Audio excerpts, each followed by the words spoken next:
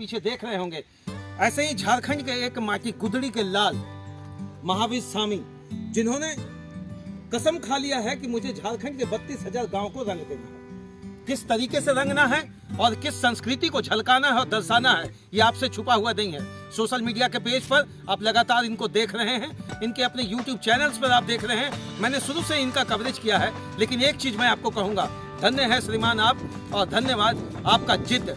सबसे बड़ी बात होता है ना, जब किसी चीज को आप करने के लिए आगे बढ़ते हैं तो जिद, इसी जिद का परिणाम आप दीवार पर देख रहे हैं कि झारखंड की पूरी संस्कृति, चाहे वो बैलगाड़ी का हो या यहाँ की संस्कृति, आदिवासी संस्कृति या महतो समाज से बेटी विदाई का यह चित्रण किया गया है, या और भी भरत खूंटा सरहुल या यहाँ की माटी को जिस तरीके से रंगने का काम आपने किया है, यह काबिले तारीफ है। और जिस जगह पर आप ये काम कर रहे हैं उस जगह के बारे में बताएंगे। मालकेरा स्टेशन के बगल से देवघरा एक गाँव है, आप जब आगे बढ़ेंगे तो जाहिर स्थान है आदिवासियों का। मैं करबद्ध तरीके से आप किसी भी जगह को सुशोभित करते हैं, सुंदर करते हैं, आगे बढ़ाते हैं तो युगों युगों तक आप एक मिसाल बनकर रह जाते हैं।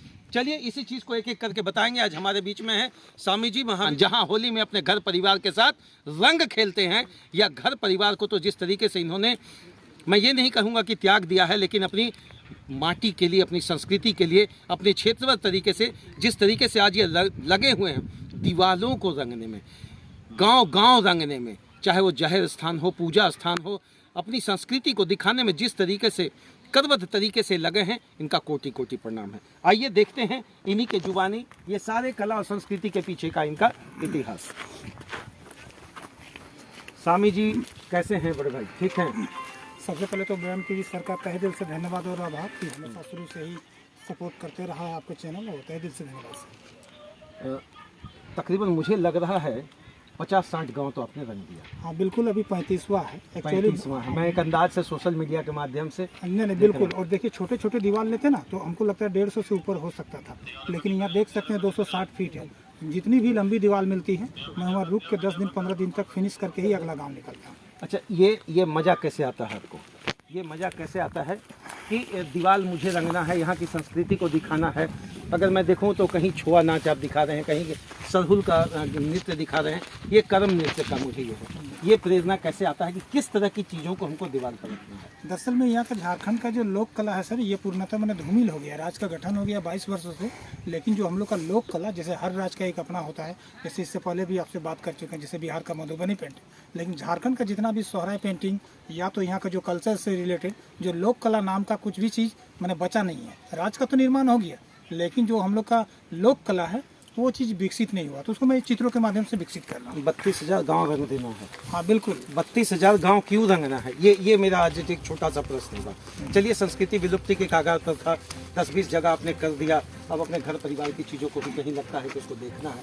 ये छुआ नृत्य की बात करें, मुझे लगता है कुछ चीज़ें मिटती नहीं है, भले धूमिल हो जाए। हाँ तो 32,000 गाँव बिल्कुल सर, भोजपुरी में लगने के बाद मेरे आंखों से आंसू गिरा है। मेरा जीवन काल में मैं बदनसीब चित्रकार खुद को मानता हूं, क्योंकि मेरा जीवन काल में भोजपुरी मगही जिला नियुक्ति में धनबाद बोकारो में लागू करते हैं जितना भी जो विभाग है। अब आप समझ सकते हैं कि जब संस्कृति मरता है तो एक चित्रकार मरता है। मेरा किसी भी जाति धर्म या दूसरे संस्कृति से लड़ाई नहीं है, लेकिन माटी की अस्मिता और स्वाभिमान को बचाने का मेरा एक संकल्प है।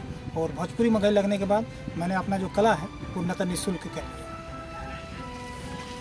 अगर हम बात करें कला और संस्कृति की, तो झारखंड में लगता है अभी ना है और कल भी ना ही रहेगा, क्योंकि इस पर ना तो सरकारी ध्यान है, ना केंद्र सरकार की तरफ से कोई योजनाएं पहुंच पाती है, ना राज्य सरकार की तरफ से। हालांकि कला और संस्कृति को बचाने का न केवल राष्ट्रीय स्तर पर पटल है, अंतर्राष्ट्रीय स्तर पर बहुत सारे पटल हैं। किसी का ध्यान अभी आपकी तरफ नहीं पहुँचा? नहीं बिल्कुल, अभी तक उन लोग को देखिए सर, उन लोग को कोई मतलब ही नहीं। उन लोग को अकाउंट बैंक बैलेंस हो रहे हैं, जमीन खरीद रहे हैं। संस्कृति कल्चर से क्या मतलब है सर? राज्य का गठन हो गया 22 वर्षों से, एक भी स्कूल कॉलेज आर्ट कॉलेज एक गुमटी तक नहीं खुला, तो कल्चर कैसे डैमेज हो रहा है? जो हम लोग बाप दादा से हम लोग देखे हैं, बैलगाड़ी या ये सब जो भरत खूंटा है, आज समाज क्या ऐसी स्थिति आज बना हुआ है कि खूंटा में जैसे आपने दर्शाने का कोशिश किया, इसके माध्यम से आप, मुझे लगता है झारखंड के किसी भी चीज़ को बताने का कोशिश करेंगे? हाँ बिल्कुल, ये भरत खूंटा का है। जैसे कि कृषि कार्य जैसे ही मड़ा मड़ी होकर फिनिश हो जाता है, फसल अच्छा हो जाता है, तो उसके बाद हम लोग बैल का भी हम लोग रिस्पेक्ट करते हैं कि साल भर से उनका भी कृषि कार्य में उसका यूज होता है। तो ये भरत खूंटा के त्योहार के रूप में उनको हम लोग सजाते हैं, तेल से उसका सींग में मालिश करते हैं रिस्पेक्ट के साथ, कि बाकायदा इनके माध्यम से ही हम लोग को अन्न सब्जी उपजाऊ होता है। और ये भी चीज़ मान रहे हैं कि झारखंड का भी संस्कृति अपने आप में बड़ा समृद्ध संस्कृति, हरा भरा संस्कृति। जब हरा भरा की बात है, हरा भरा है, हरी हमारी धरती की अंगड़ाई, तो ये इतना कुछ होने के बावजूद भी आज हर दीवार एक ही व्यक्ति के लिए क्यों प्रतीक्षा कर रहा है? सर मैंने वही है कि इसी राज्य से सर मुझे खुद पता नहीं है कि मैंने इतना, मुझे राज्य के प्रति इतना समर्पण कैसे हो गए हैं। बस इतना जानिए कि मतलब एक समर्पित है, समर्पण है कि मैंने जो भी है मैंने आखिरी सांस तक हम अपना राज्य की संस्कृति को मैंने मरते दम तक हम बचाना चाहें। ये इस चित्र के बारे में, ये सरहुल पर्व है। सरहुल पर्व है। इस तरह का पर्व मनाने के लिए जब घर पर आप सोचते होंगे तो आपकी पत्नी, धर्म पत्नी, उनके मन में भी इच्छा होता है आपने तो सब कुछ दरकिनार कर एक, मैं तो कहूँगा सीधा महात्मा वाली बात पर आप खड़े हैं।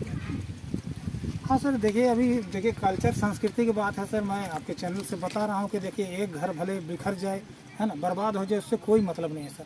लेकिन यदि मेरे बिखरने से यदि करोड़ों लोगों की संस्कृति सभ्यता यदि स्थापित होती है तो मेरे ख्याल से कोई गलत नहीं है।